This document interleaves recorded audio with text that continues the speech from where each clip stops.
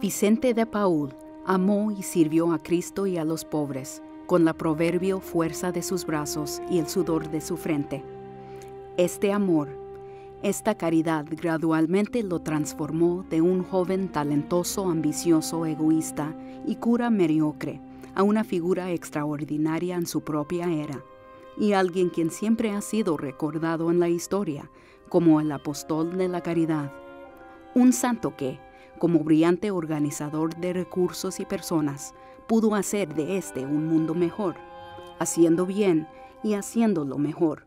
Cuando descubrimos al muy humano Vicente de Paúl en sus propios términos, también encontramos a un Vicente que es el ejemplo apropiado y eterno para todos, un santo para todos. El contexto entero de Francia en el siglo XVII es absolutamente esencial para comprender el desarrollo personal de Vicente, así como el desarrollo de sus labores. Francia estaba siendo destruida por todo tipo de guerras, ya fueran guerras extranjeras o civiles. Durante toda la vida de San Vicente no hubo casi ningún año en el que Francia no estuviera peleando una guerra en alguna parte. La mayoría del resto de la Europa católica ya había pasado exitosamente por las reformas del Concilio de Trento. Francia fue el último país católico de importancia en hacer esto, debido a sus luchas políticas.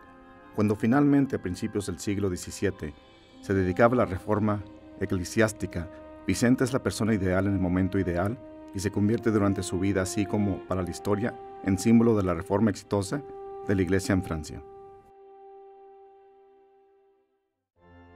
El nuevo rey Borbón, Enrique IV, estaba decidido a que Francia se transformara en un Reino Unido, liderado por un rey poderoso y capaz de desempeñarse a los asuntos europeos y mundiales. Enrique de Navarra decidió que necesitaba convertirse al catolicismo para poder ganarse a su pueblo.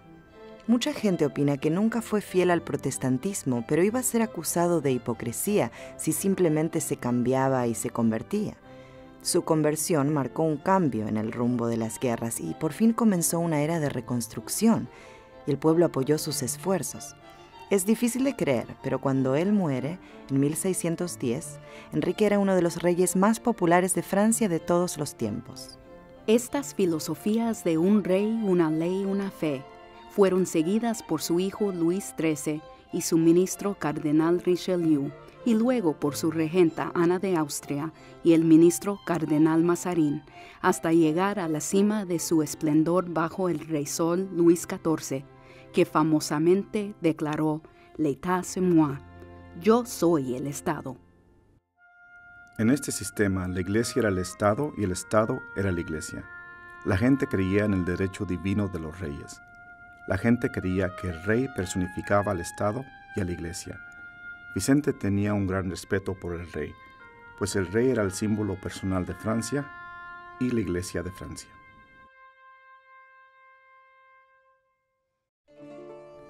Nacido en 1581 en el suroeste de Francia, Vicente de Paúl provino de una familia campesina de la región de Gascón en la pequeña villa de Puy, cerca de la ciudad de Dax. Nosotros sabemos, luego de investigar pacientemente, que su familia era dueña de propiedades.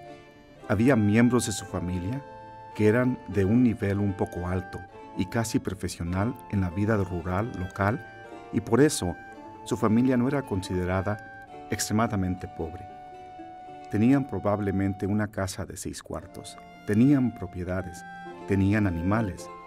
Vicente era un niño normal y creció como un hombre normal. A mí me gustaría imaginarlo a él, por ejemplo, como un joven que iba a bodas, tomaba parte en fiestas, cantaba, bailaba. Bueno, aparentemente no cantaba muy bien, pero él mismo lo admitía. ¿Bailes? ¿Por qué no? Era un joven ordinario que vivía en el campo.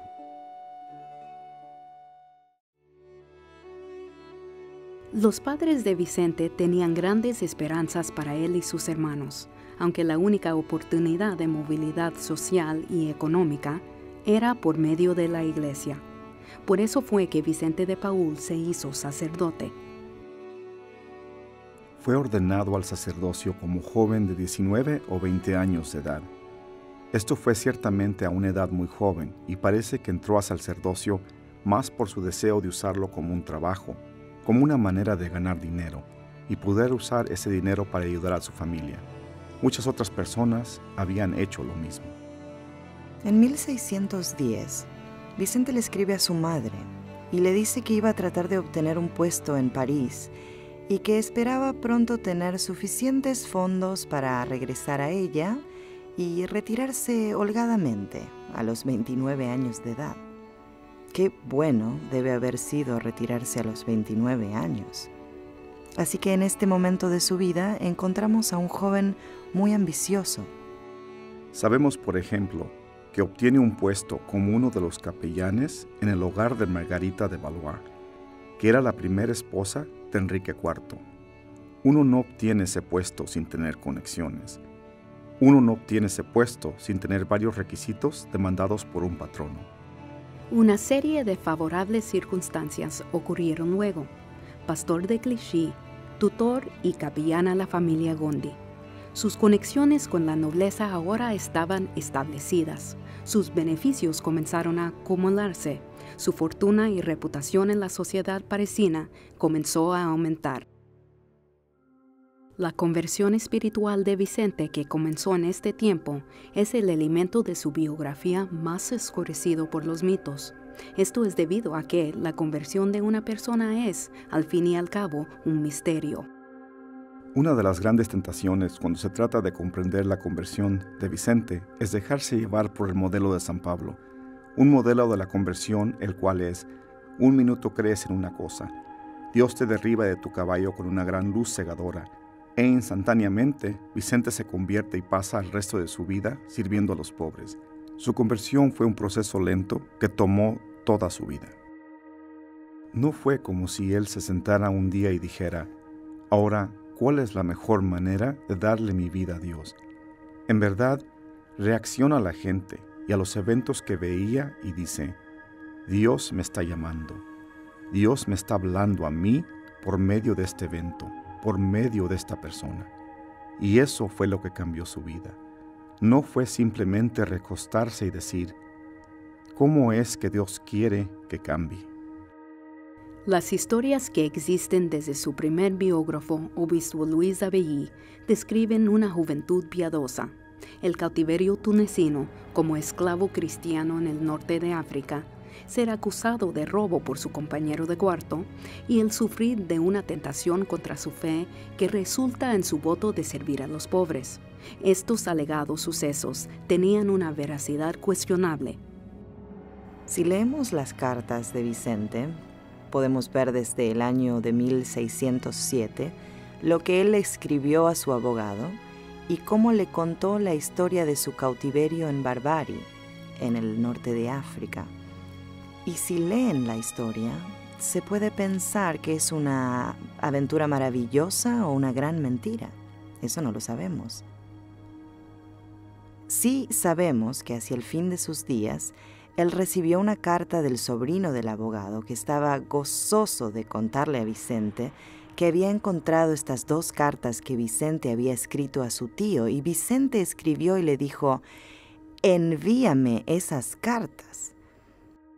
Desde el momento en que Vicente escribió estas cartas, en 1607, hasta que él escribió pidiéndole por ellas, en francés las llama ces maudites lettres, estas malditas cartas, él nunca habló acerca de este episodio de cautiverio. En muchas ocasiones, los mitos nos pueden ayudar a entender la esencia de una persona, de la misma manera en que ocasionalmente una historia o poema ilustra algo mejor que un libro de historia. Y por eso, a veces, el mito que es creado alrededor de una persona en realidad expresa muy bien un aspecto de su personalidad, aunque no estemos seguros si el evento ocurrió o no. Las diferencias entre el Vicente mítico y el Vicente histórico esencialmente provienen de una perspectiva sobre Vicente de Paúl, que ha sido formado solo desde los momentos que precedieron su muerte. Luego de su muerte, por personas que están convencidas de su santidad, porque escucharon sus palabras, porque habían visto sus actos. Ellos estaban completamente convencidos que eventualmente la Iglesia iba a reconocer esa santidad con la canonización, y por eso mucha de la temprana historia de Vicente se había ya perdido. Por lo extenso de su vida y mientras retrocedían para tratar de recuperarla, fue que encontraron esas lagunas. Las llenaron ellos con esta proyección de santidad. Vicente creció en su santidad de principio a fin y cuando se proyecta en retroceso, se pierde la esencia de cómo en realidad él se convirtió en un santo.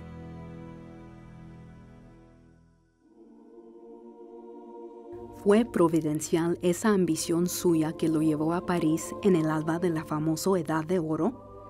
Esta agrupación de gigantes espirituales en el mismo momento y lugar proveyó las bases espirituales esenciales que guiaron la Reformación católica francesa, así como la conversión personal de Vicente.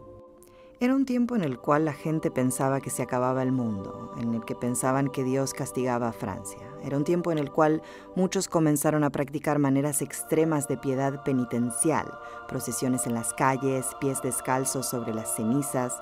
Se cambian las actitudes, se trata de reformar la sociedad. Era un tiempo de ansiedad religiosa.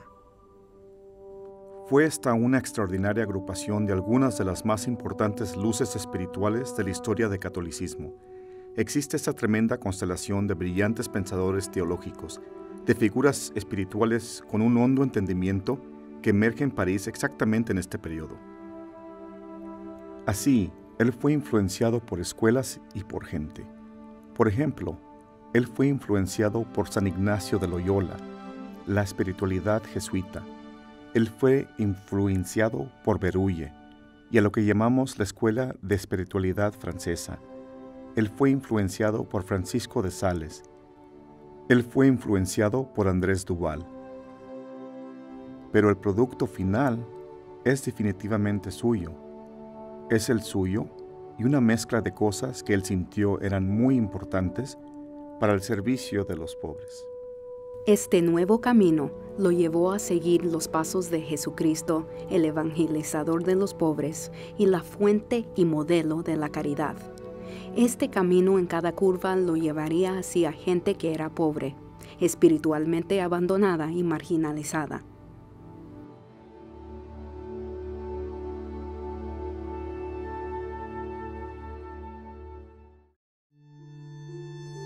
Yo no puedo pensar en una familia noble del siglo XVII en Francia más representativa que los Gondis.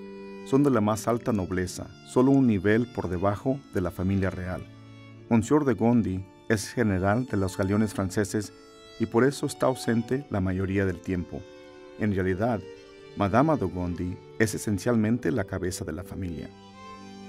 Ellos estaban buscando una persona que se encargara de educar a sus niños. Querían un cura. Por eso, Vicente se fue a vivir con la familia de Gondi como uno de los miembros de ese hogar. Vicente estaba encargado de la educación en vez de hacerlo él mismo. Y en sí, uno no confía a sus niños, especialmente 3 hijos varones, uno de los cuales era el heredero, uno que se iba a ser enviado a la iglesia y uno que sobraba, como se decía. Es así como él termina siendo director espiritual de la Madama de Gondi. Los Gondis tenían muchas propiedades y tenían que ir regularmente a recaudar las cuotas que les debía la gente que vivía en sus propiedades. Era en sí como un gobierno del condado. Y así cuando Vicente de Paúl y la Madama de Gondi y su hogar entero viajaban de pueblo a pueblo, de villa a villa, en las estancias de los Gondi, ellos eran testigos del abandono espiritual de la gente del campo, gente que no era adecuadamente servida por la parroquia, por su cura. No eran bien atendidos en términos de la iglesia, no era capaz de darles los sacramentos que necesitaban para su vida de fe. Se sabe de aquel fatídico día de enero de 1617. Madama de Gondi se acerca a Vicente y le pregunta lo que yo siempre he llamado la pregunta vicentina: ¿qué hay que hacer? Y a lo que ella se refería era: ¿qué debo yo hacer? ¿Qué debemos hacer nosotros acerca de lo que estamos viendo aquí? Ella es también muy importante para Vicente, porque es ella la que le pide a él escuchar la confesión de un campesino que moría y a quien ella consideraba uno de los hombres más apreciados de sus estancias. El campesino le dice a ella: «Madama, sin esta confesión, yo me hubiera perdido». Y Madama de Gondi dijo: «Oye, ¿qué debemos hacer en un caso como este? Seguro que habrá otras personas en mis tierras que están en una situación similar. ¿Por qué no predicas acerca de eso?».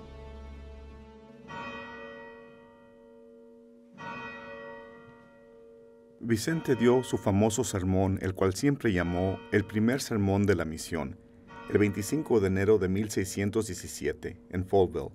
Predicó acerca de la necesidad de hacer una buena confesión general, en sí una confesión de la vida entera de uno, desde lo más viejo posible, y el sermón lo dio en el día de la fiesta de la conversión de San Pablo. Como él decía: «Dios bendice mis palabras». La gente comenzó a asistir a confesión en números tan grandes que él tomó días para oír a todos los que querían confesarse. Y se dio cuenta de la importancia de ese tipo de ministerio, y por eso comenzó a pensar acerca de la formación de una comunidad de curas que darían misiones similares en los campos franceses, y siempre, aunque formó la Congregación de la Misión 8 años después, se refirió a ese evento como el nacimiento de la Congregación de la Misión. Su misión siempre sería algo más que palabras predicadas de un púlpito seguro y elevado. Ahora estaría basada en sus palabras hechas elocuentes por medio de la acción resoluta, de cuando y donde hubieran más necesitados, en fin, por medio de la caridad efectiva. Tenemos el evento de Folleville en enero de 1617, y entonces en agosto de ese mismo año, tenemos el evento de Vicente en Chatillon. Esos son los aspectos centrales de todo aquello que está por ocurrir.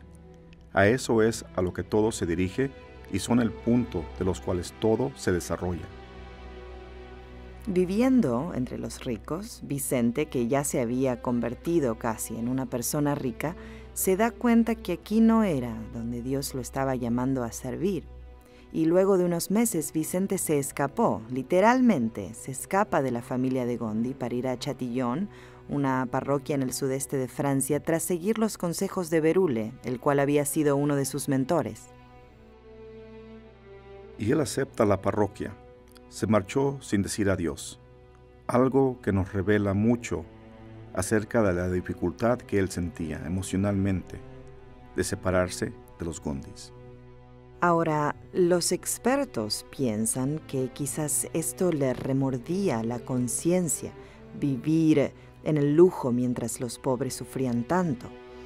Aquí es cuando Vicente piensa que él no era tan perfecto, porque lo que él hacía no era exactamente apto para un hombre de su posición en esos tiempos, ya que él era el tutor de la familia Gondi. Vicente tenía un lado escondido. Yo creo que él mismo aceptó eso una y otra vez, y no era eso un falso sentido de humildad.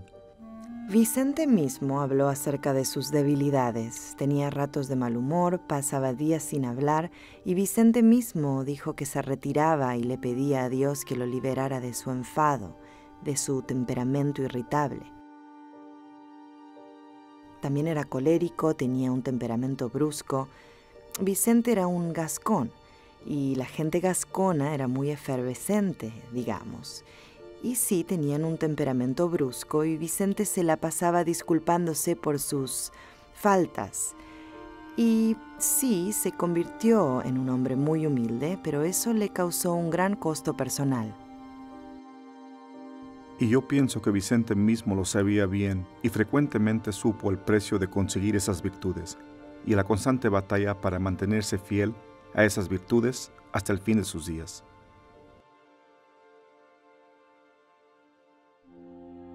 Bueno, la experiencia de Vicente en Chatillon fue muy importante, porque ahí fue que otro incidente ocurrió que lo hizo reaccionar. Cuando una mujer de la parroquia, Madama de Chassagne, vino y le dijo que había una familia en la cual todos estaban enfermos y que eran muy pobres, y a ver si había algo que ellos pudieran hacer para ayudarlos, Él le dijo a los feligreses acerca de esta familia necesitada y les pidió que los ayudara. Otra vez él dijo: Dios bendice mis palabras. Y la gente se conmovió tanto, que después él dijo que parecía una procesión. Había mucha gente entrando y saliendo, llevando comida y ayudando a la familia. Y se dio cuenta de que, bueno, esto es tremendo. Es una gran respuesta, pero demasiada gente ayudó a la familia. Entonces, cuando se da caridad, tiene que ser organizada. Y ese fue el destello que lo hizo pensar en organizar las conferencias de caridad, las cuales llamó confraternidades, en parroquias, e hizo eso por toda Francia. Y eso se esparció por todo el mundo. ¿Qué hay que hacer? La caridad debe ser hecha. ¿Cómo se debe hacer eso? Con colaboración, planificación, recursos adecuados, profesionalismo y con un gran amor y respeto hacia los que servimos. La razón por la cual llamo esta pregunta la pregunta vincentina es porque al fin y al cabo, yo creo, cristaliza y provee lo máximo posible en un instante, el literal punto de transición en la vida de Vicente. Él, creo yo, se da cuenta que esta pregunta es su pregunta y que la respuesta de esta pregunta es su vida.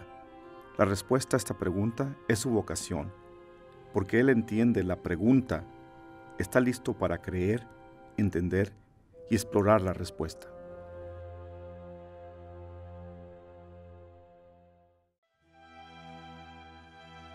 Luego que Vicente había estado un corto tiempo en Chatillon, Madama de Gondi le rogó que regresara.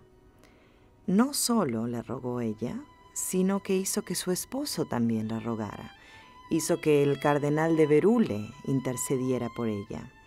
Y Vicente, luego de mucha consideración, regresó a la familia de Gondi, pero solo con la condición que cada vez que él diera una misión en las estancias de Gondi, que en esa época consistía de aproximadamente 5,000 campesinos, se le permitiera fundar una confraternidad de caridad.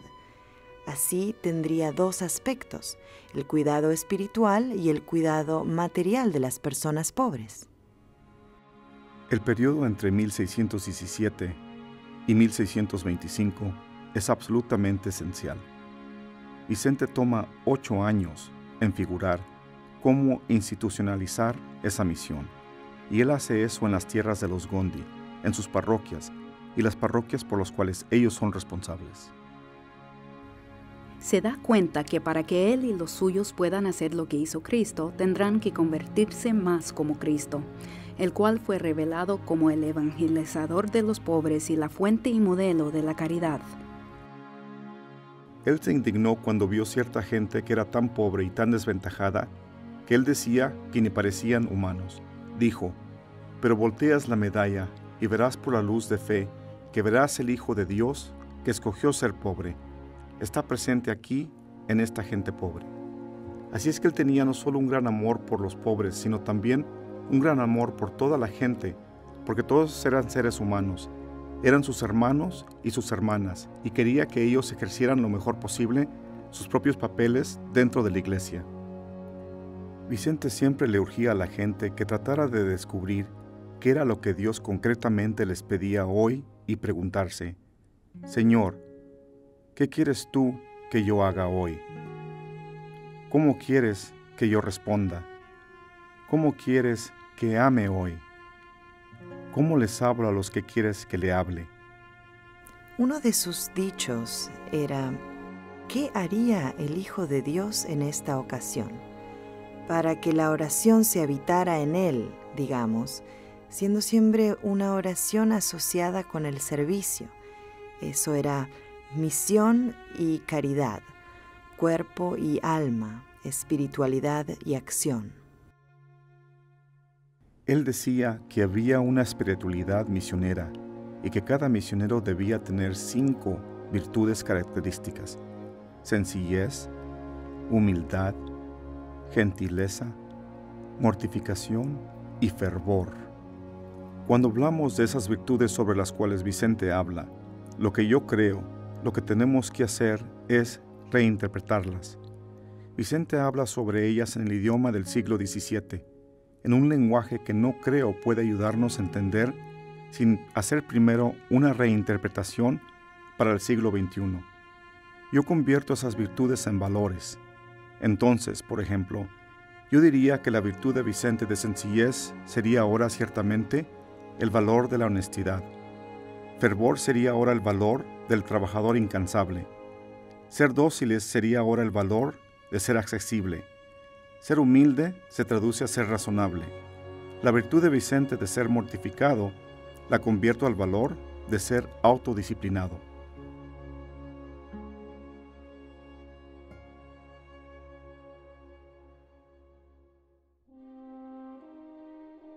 Vicente nunca subestimó lo difícil que era adquirir y mantener esas virtudes, pero sabía que eran necesarias para el éxito de la misión y también lo sabían sus seguidores.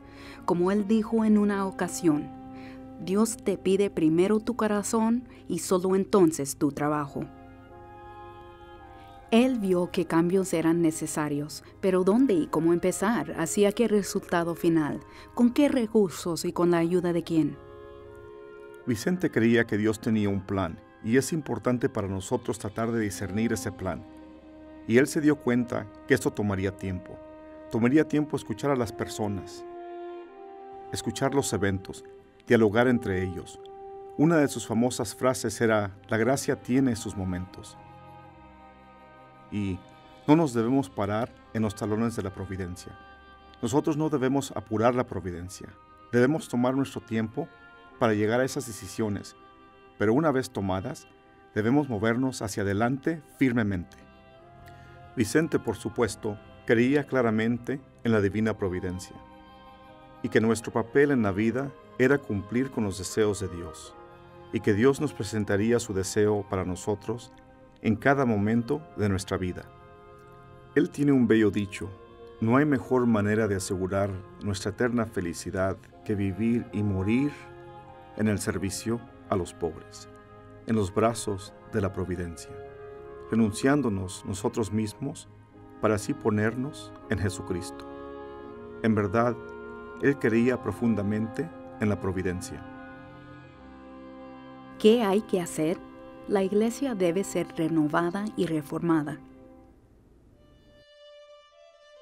Fundada en París en abril de 1625, con una generosa donación otorgada por Monsieur y Madame de Gondi, la Congregación de la Misión, una comunidad de sacerdotes y hermanos que seguían a Cristo, evangelizaban y servían a los pobres, sería la contribución más importante de Vicente a la reformación de la Iglesia Católica Francesa. Si uno observa todas las actividades de Vicente como reformador de la Iglesia, todas están institucionalizadas en la Congregación de la Misión. La misión es la reforma, parroquia por parroquia, de la Iglesia, y no puedes reformar la parroquia sin reformar el sacerdote. El clérigo en los tiempos de San Vicente era muy deficientemente instruido. Vicente dice que algunos de ellos no sabían la fórmula para la absolución en la confesión. Tenían que leerla de un pedazo de papel y cometían todo tipo de errores celebrando la misa. Era así porque no había una manera consistente de formar sacerdotes. No había seminarios en esos tiempos en Francia, y él decidió que había que hacer algo para reformar al clérigo. Él no estaba solo en este sentir. Él le dijo a sus cohermanos en una ocasión que algunos de los obispos habían tenido una reunión y cada uno de ellos se quejaba acerca de la vida de los clérigos en sus diócesis. Uno de ellos dijo: de todos los sacerdotes en mi diócesis, ni uno es sobrio o casto. Ahora, esto es probablemente una exageración, pero nos da una idea de esas dificultades. Yo pienso que seríamos ignorantes en creer que todos querían a Vicente. Yo creo que es claro que no todos apreciaban las actividades de Vicente y la influencia de Vicente, porque era, en gran parte, a costa de ellos. En 1625, cuando la Congregación de la Misión fue fundada, eran Vicente y otros 5 curas. Para 1627, cuando solo hay un puñado de sacerdotes, Vicente pide el reconocimiento legal del rey para que la misión de la Congregación de la Misión se extienda fuera de las tierras de los Gondi al resto del reino. A la misma vez, Vicente ya está escribiendo al Papa para obtener validación para la Congregación de la Misión por la Iglesia entera, porque la visión de Vicente es para que esta misión no exista solo en las tierras de los Gondis, no está solo en la Arquidiócesis de París, no está solo en el Reino de Francia. Esta es la misión de la Iglesia. Su visión para el ámbito de la misión que se esparcía de las tierras de los Gondi a la Arquidiócesis de París, a toda Francia y más allá, sería confirmada por las acciones de la Divina Providencia. La nueva comunidad recibió la aprobación real de Luis XIII en 1627 y la aprobación papal de Urbano VIII en 1633. Estas prepararon el escenario para la adquisición de una base para las comunidades ministeriales, el antiguo priorato de San Lázaro, localizado en las afueras de París en el Rue Saint-Denis. Vicente adquirió San Lázaro como la casa madre para la Congregación de la Misión. Es esta la propiedad eclesiástica más grande en la región de París. Quiere decir que es rica, es poderosa y tiene influencia. La congregación había sido administrada por un grupo de monjes agustinos por siglos, pero al despuente del siglo XVII, el priorato había sido reducido a solo un puñado de monjes y ya no tenían la energía o la mano de obra para llevar a cabo sus responsabilidades. Y el último prior, Adrien Le Bon, miró a su alrededor y dijo: ¿qué voy a hacer yo con todo esto? Y vio a Vicente de Paúl, vio a la Congregación de la Misión y dijo: ¿qué mejor uso que dedicar esto a la reforma eclesiástica? Y así como de la nada, él se acerca a Vicente y le dice: ¿te gustaría esto a ti? Tuvo que ser, como San Vicente admitió, como el estampido de un trueno o la explosión de un cañón para él. Estaba aturdido por el hecho de que iba a poder tener este gran pedazo de propiedad, con todo lo que eso conllevaba, las casas, los edificios, las granjas, los molinos, y así por el estilo, y él dijo: no se puede hacer. Pero eventualmente algunos de sus amigos dijeron: oye, esta es una gran oportunidad. Y entonces, después de mucha vacilación y muchas oraciones y consultas, él aceptó tomar las riendas de San Lázaro. Yo pienso que la adquisición de San Lázaro como la casa madre de la Congregación de la Misión es un paso pero muy crucial. Y aunque Vicente se resistió al principio, creo que al fin se percató de que en su inmensidad, en su riqueza, en su poder, en sus derechos, en sus responsabilidades, le daría a él y a la Congregación de la Misión la plataforma sobre la cual podrían crecer. Esto transformó a la congregación de una pequeña banda de hermanos que dejaban la llave bajo el tapete o se la daban a sus vecinos y salían o iban a predicar y regresaban en una congregación religiosa completamente desarrollada.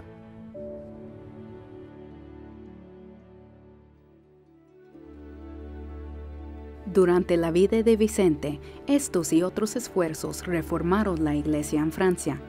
Esta, al momento de la muerte de Vicente en 1660, era muy diferente a la Iglesia que existió a principios de siglo cuando él había sido ordenado. Vicente de Paúl se convirtió en un símbolo de la Reforma Católica en Francia y sus esfuerzos a favor de esta y los pobres produjo para él un papel nacional e influencial reconocida y recompensada por la corona. Él creía en los derechos divinos de los reyes. Él era un hombre de sus tiempos, la monarquía absoluta del siglo XVII. Él era siempre respetuoso del papel de los ricos y poderosos, hasta en aquellos momentos cuando trabajaba por los derechos de las personas pobres, y eso se ve reflejado en sus cartas. Vicente de Paúl fue notable por su aceptación de la autoridad. Él fue también notable por sus llamados a estas para que cumplieran con sus responsabilidades.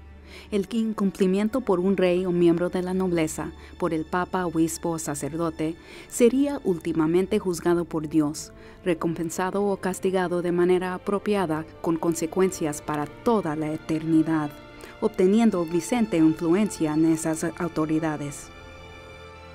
La comodidad que tenía Vicente con la autoridad le dio el poder para asegurarse que fuera usado al servicio de una fe compartida, el buen común y más que todo con los pobres. ¿Qué hay que hacer?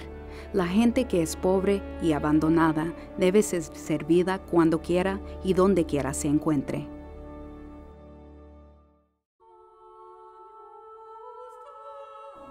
Parada al lado de Vicente, pero no en su sombra, había otro espíritu extraordinario, su amiga de muchas décadas, alumna espiritual y colaboradora de confianza, Luisa de Marillac, Mademoiselle Legras. Yo creo que para poder conocer a Vicente de Paúl completamente, uno también tiene que conocer a Luisa de Marillac, con quien él trabajó muy de cerca por 35 años. Luisa proviene de una familia de muchos recursos, pero ella tuvo una niñez muy triste. Ella era ilegítima. Nunca conoció a su madre, su padre se volvió a casar y su madrastra nunca la aceptó. Así que ella nunca sintió el calor de una vida de familia. Ella fue criada en el convento real dominico de Poissy. Ella crece y se acerca el tiempo en que ella tiene que tomar una decisión con su vida y se siente atraída al claustro. Ella tiene contacto con el superior general de los capuchinos, las mujeres y Henry de Chapigny, y él le dice a ella, sin ninguna otra explicación, no, Dios tiene otros designios para ti. Ahora, en retrospectiva, eso fue profético. Pero para una niña de 15 años de edad, eso fue algo devastador. Así que ella tenía que entrar al claustro, siendo esa la única forma de vida religiosa en esos tiempos, o casarse. Su esposo, Antonio Legras, era un secretario de la reina madre, María de Medici. Luisa, por primera vez en su vida, estuvo en un ambiente de familia y tuvo un niño que va a ser lo más gozoso de su vida y también lo más penoso. Pero su esposo enferma, Michel se convierte en un problema y Luisa de Marillac hace lo que Luisa de Marillac siempre hace, se culpa a ella misma. Luisa tuvo un tipo de iluminación o luz de Pentecostés mientras rezaba. Estaba saliendo de su depresión. Parecía escuchar o ver esta iluminación, esta luz con la cual Dios le enseñaba su futuro. Y una de las cosas que había en esta iluminación, esta luz de Pentecostés, era que ella tenía que tomar un nuevo guía, pero que iba a ser repugnante para ella aceptar a ese guía. Cómo se conocieron es en realidad algo desconocido. Lo que sí es cierto es que ninguno de los dos estaba contento con esto. Se acercaba el año de 1625 y la fundación de la Congregación de la Misión. En esto estaba concentrando Vicente su atención cuando súbitamente viene alguien y le pregunta que tome la dirección espiritual de una mujer que está pasando por una crisis, y él no está contento. Y por otra parte, tenemos a Luisa, quien está acostumbrada a Juan Pedro Camus, y repentinamente aquí está este sacerdote campesino que va a ser su director espiritual.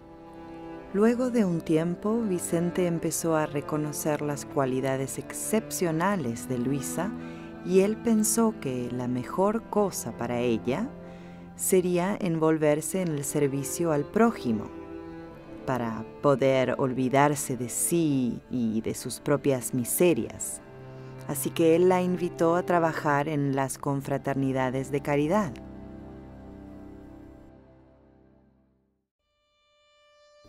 En una era en que se asumía que las mujeres eran débiles, si no hasta inferiores a los hombres, y que ponía estrictas limitaciones a sus papeles públicos, Vicente, junto con Luisa y otro número de simpatizantes y devotas mujeres, promovieron muchos papeles nuevos de liderazgo y servicio por medio de las damas de la caridad, y más importantemente, por medio de las hermanas de la caridad. Las damas de la caridad siempre existieron con la intención de ir a los hospitales de caridad para hablar con los pacientes, para ofrecerles consuelo, especialmente para urgirles que fueran y se confesaran. Mucha gente en los hospitales en esos días se iba a morir. Estos no eran hospitales en los cuales uno se recuperaba. Uno no iba a ponerse mejor. Así que para esos católicos devotos, asegurarse que estas personas se confesaran y recibieran la absolución era extremadamente importante, y esa era la misión real de las damas de la caridad. Aunque las damas de la caridad proveían a las mujeres nobles una manera de expresar su liderazgo por medio de la caridad, las hijas de la caridad representaron una forma radical de vida consagrada para las mujeres solteras en la Iglesia Católica. Una que no estaba limitada a lo que se podía hacer sin peligro y cómodamente por monjas élites escondidas tras las paredes del claustro. En vez de eso, ellas encontraban su claustro en las calles mientras recibían a las jóvenes del campo que querían servir a los pobres y a los enfermos de cualquier manera que fuera necesario. La vida religiosa no era únicamente claustro, era también la riqueza.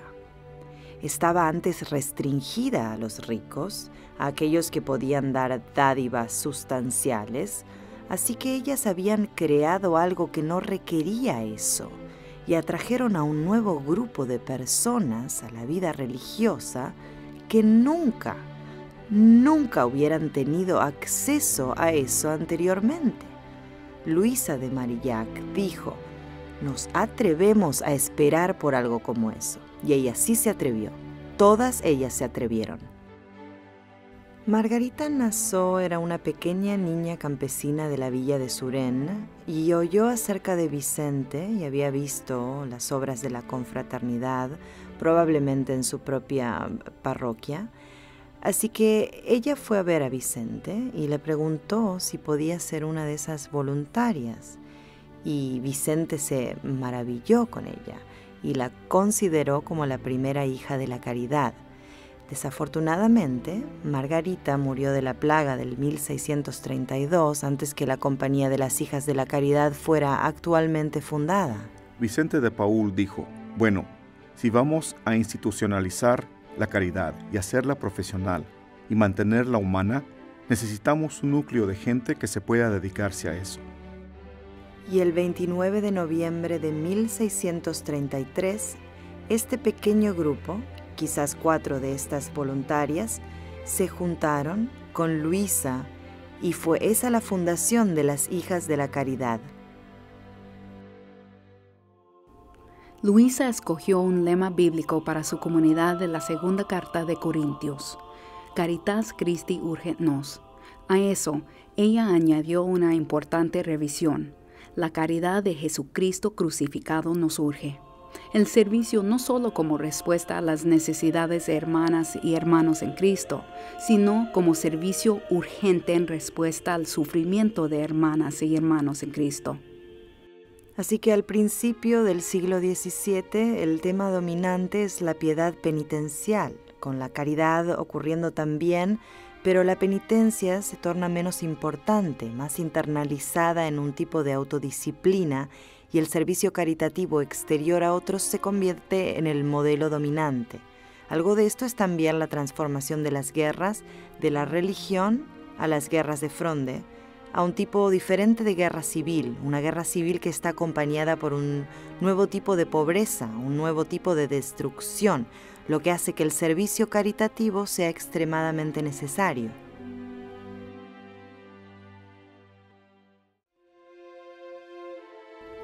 Vicente y sus seguidores responden a estos cambios y por medio de la experimentación brindan nuevos y efectivos modelos de servicio. Esto fue evidenciado por el cuidado de los niños expósitos. El número de niños abandonados aumenta extraordinariamente en esta era debido a factores políticos, económicos, a la guerra, el hambre y todas esas pobrezas interconectadas que conspiraron para darle a la mujer casi ninguna otra opción que abandonar niños con la esperanza de que alguien los cuidara. Y así Vicente batalló contra unos prejuicios muy claros. El cuidado de los expósitos era terrible en París en ese tiempo, y las damas de la caridad estaban reacias a ayudar porque los expósitos eran considerados como niños del pecado. Y Vicente vio todo eso y dijo, nada de eso hará ninguna diferencia. ¿De dónde vienen estos niños? ¿Cómo fue que nacieron?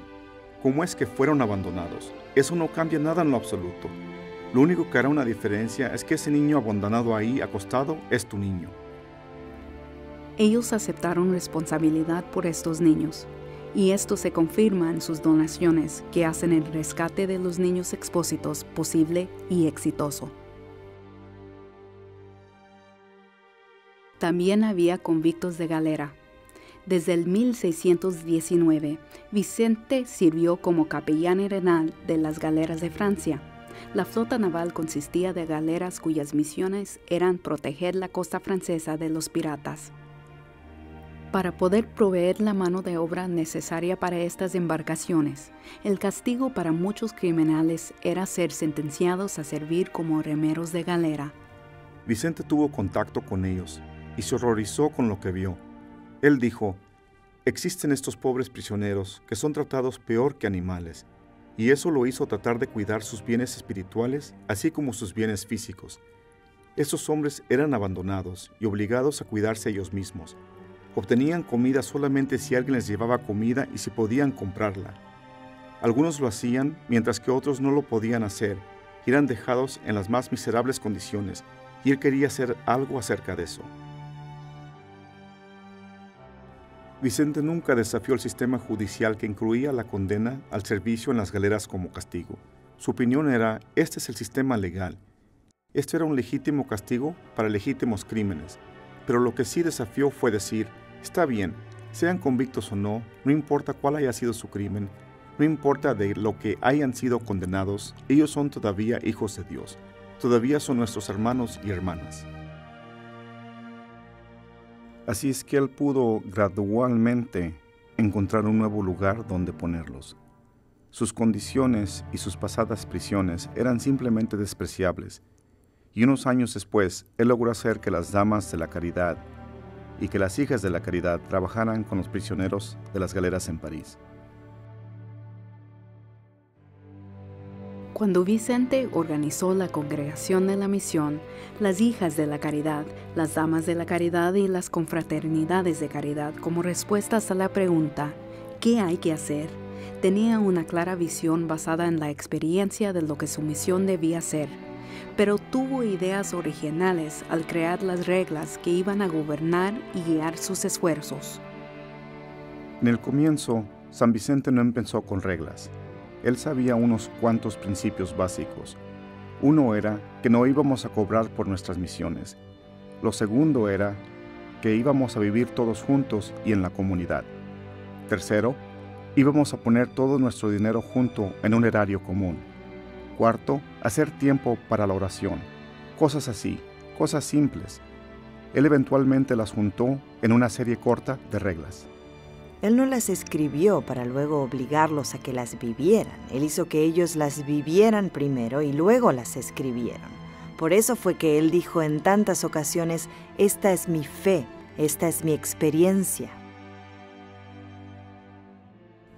Sus años posteriores eran años de madurez, al nivel de la reflexión, porque él solo publicó las reglas para la Congregación de la Misión 2 años antes de morir, en 1658.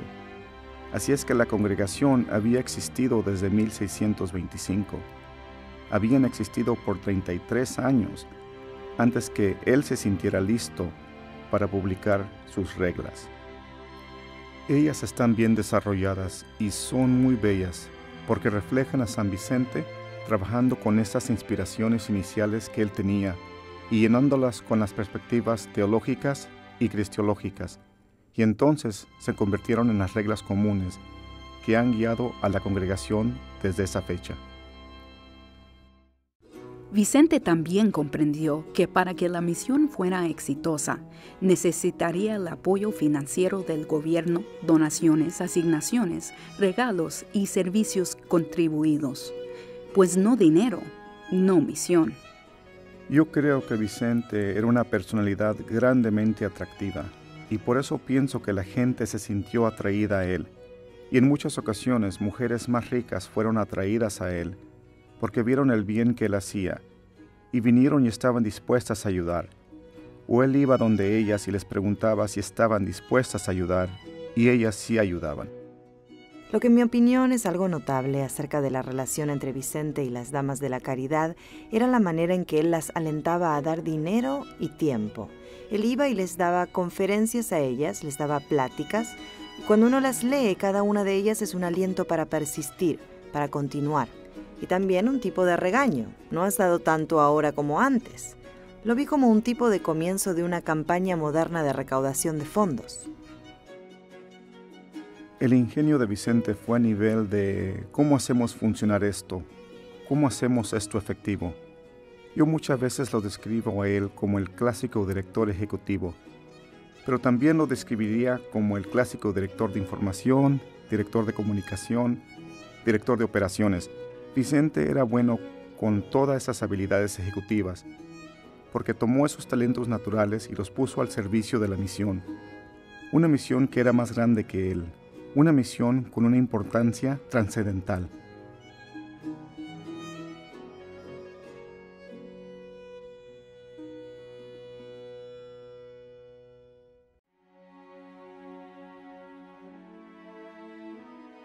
Vicente y Luisa vivieron vidas más extensas que muchos de sus contemporáneos. En 1659 y 1660 ambos estaban muy enfermos.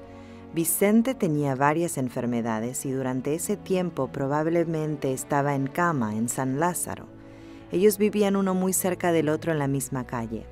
Así que en este momento de sus vidas ambos pensaron acerca de la eternidad. Pero Luisa escribió una conmovedora carta donde ella decía: «Yo solo pido un favor, la única cosa que me ha podido consolar estos últimos 35 años ha sido su relación con Vicente. ¿Podría él venir a verla una vez más?». No hubo respuesta. A principios del 1660, ella escribió una segunda carta pidiendo: «¿No podría él venir a verme?». No hubo respuesta. Él envió un hermano a ver a Luisa a decirle: «Dile a ella que ella se va a ir primero y que si Dios lo permite, yo me reuniré con ella en el cielo». Y la gente dijo: «Bueno, ¿cómo puede ser él tan desagradable con ella?». Pero él también estaba enfermo, probablemente no podía ir a verla o quizás la despedida era tan penosa para él como para ella, pero permanecieron buenos amigos hasta la muerte y yo pienso que es significativo que ambos murieron en el mismo año, 1660.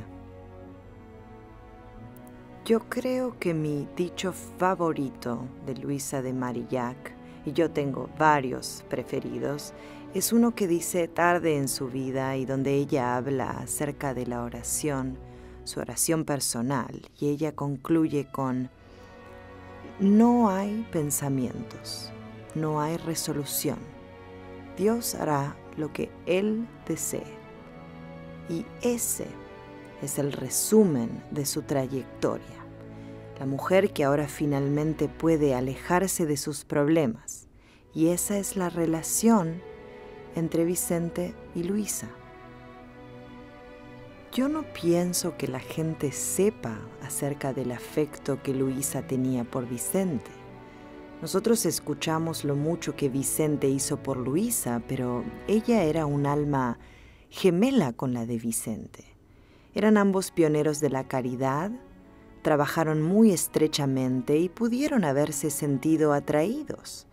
Pero en vez de eso, unidos, sus esfuerzos se dirigieron hacia afuera, hacia Dios y hacia los pobres. Luisa murió el 15 de marzo de 1660. En julio, Vicente se sintió suficientemente bien para hablarles a las hijas. Ellas fueron a él no podía ir a ellas. Él dijo que en los 35 años que yo la he conocido a ella, yo nunca he visto ni una sola marca de imperfección en ella. Él sí dijo que ella tenía pequeños instantes de impaciencia, pero esa fue la única cosa negativa que dijo él acerca de ella.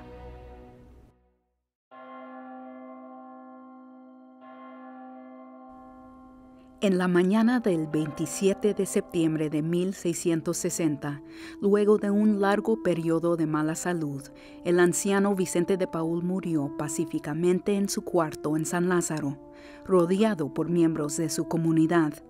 Fue enterrado el próximo día en una cripta de la capilla de la comunidad. Los últimos momentos de San Vicente afortunadamente han sido preservados para nosotros por uno de sus cohermanos que mantuvo un diario. En el momento final tenían un fuego en su recámara y él estaba sentado y completamente vestido y rodeado por sus cohermanos que le pidieron su bendición, pero él finalmente estaba cansado y dijo: «Esto es suficiente», y ellos simplemente lo dejaron solo. Le ayudaron con sus oraciones y él murió. El cohermano dijo: «Eso fue como cuando se sopla una vela». Los que rodearon al moribundo Vicente y los muchos que escucharon la noticia de su muerte estaban convencidos que llevaban luto por un santo. Su reputación de santo se le confirió basado en lo que se había escuchado a él decir, lo que habían visto a él hacer, con resultados extraordinarios que cambiaron al mundo, haciéndolo uno mejor. El predicador en su funeral dijo: «Él básicamente cambió la cara de la iglesia». Y así, en sus 79 años de vida, hizo enormes obras que han durado hasta hoy día.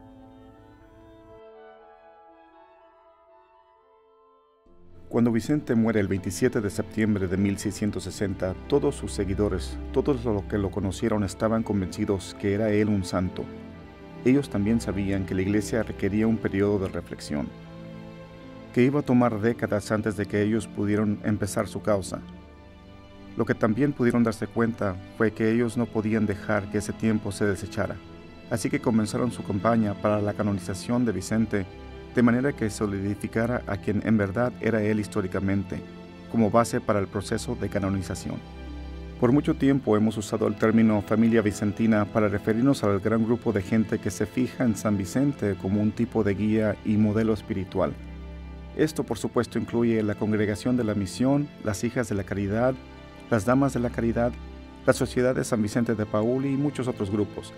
A mí me parece que la realidad de la familia vicentina y su validez finalmente va a ser su capacidad para seguir a Jesús, el evangelizador de los pobres, en la misma forma que San Vicente lo hizo y enseñó. Yo pienso que algo de lo que la gente no se da cuenta es lo que se refleja en el adjetivo vicentino.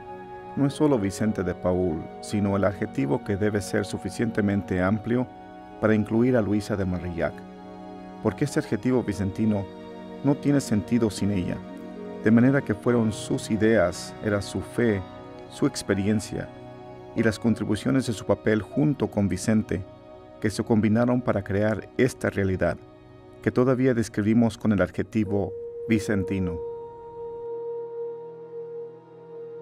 Bueno, yo pienso que San Vicente de Paúl es en verdad un santo para hoy día. Él es práctico, él es concreto, él es efectivo en el servicio a los pobres. Él está muy preocupado con que sirvamos a los pobres de una manera que cambie sus vidas. Ya han pasado casi 4 siglos desde que Vicente caminó entre nosotros. El mundo ha cambiado dramáticamente y con gran rapidez bajo las fuerzas que gobiernan a la historia.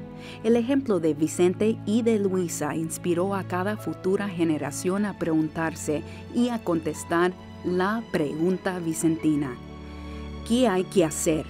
¿Qué debemos hacer nosotros para servir a la gente que es pobre y abogar por la justicia y el cambio sistémico contra las fuerzas que crean y sostienen esta pobreza y este sufrimiento? En el siglo XXI nosotros sabemos los riesgos del mundo que nos rodea y también sabemos quiénes son los que pagan el precio más caro en el mundo. Esos son los pobres. ¿Cómo hacer que esta realidad vicentina no solo sea algo católico o algo cristiano, sino ser el denominador común que une a los católicos, protestantes y ortodoxos, judíos, musulmanes, budistas e hindúes, agnósticos y ateos, alrededor de los valores compartidos de abogacía en el servicio de aquellos que están marginalizados y abandonados? Y quizás, si pudiéramos hacer de este nuestro denominador común que comienza conversaciones en vez de terminarlas, tendríamos la esperanza de que esto se convirtiera en algo para poder abordar otros asuntos críticos que encara nuestro mundo de hoy. Hay gente pobre viviendo en los márgenes en todas partes, y si abrimos nuestros ojos los podríamos ver y también escuchar a Vicente de Paúl preguntándonos, ¿qué hay que hacer?